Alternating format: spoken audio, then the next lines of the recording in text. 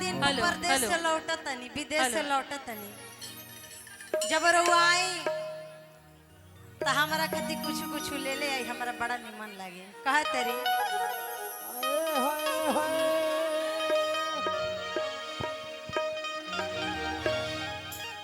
की बाली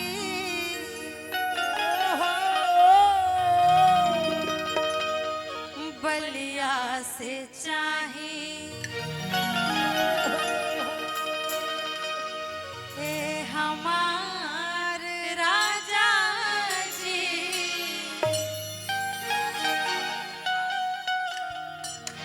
अकाली है ना कहतरी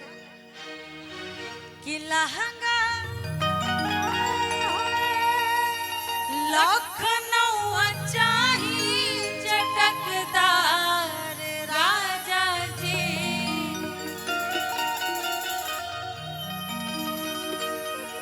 कि लहंगा लखनऊ चाही चटकदार राजा जी बाली बलिया से चाही ए हमार राजा जी बाली बलिया से चाही ए हमार राजा जी बाली बलिया से चाही लहंगा लखनऊ चाही चटकदार राजा जी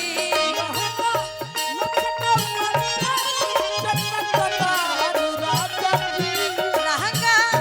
लखनऊ चाही चटकदार राजा जी बाली बलिया से चाही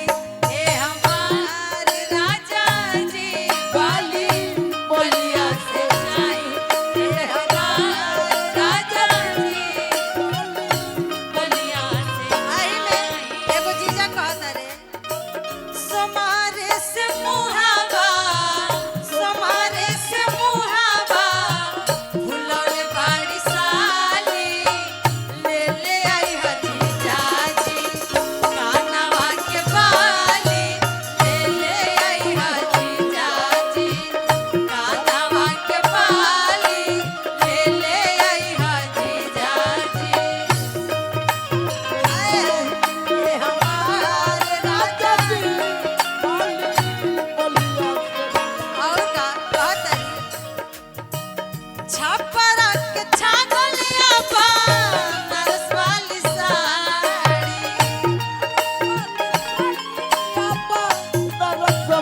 और का जौनपुर से झुमकाया राज कारवाती आज कारवाती राजा काहे की कहतरी बाटे दिलवा में सारा धाया पार राजा जी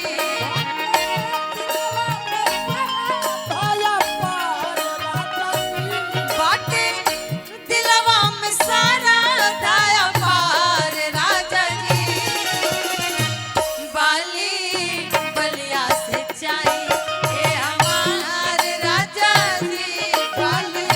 बलिया से चाही ए हमार राजा जी बाली बलिया से चाही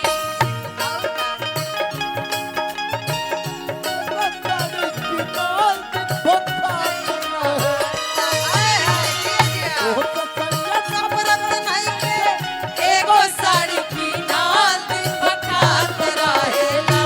रजनीगंधा अउरी दीवान दिन बखात रहेला रजनीगंधा अउरी दीवान दिन बखात रहेला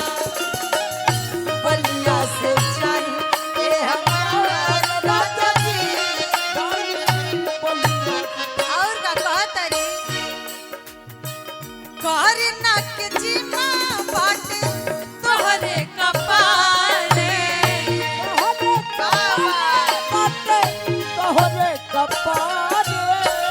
छपरा में रहो चाहे रहो नीलारे और का कहतरी कि रउरा ऊपर हमारा अधिकार न बाजी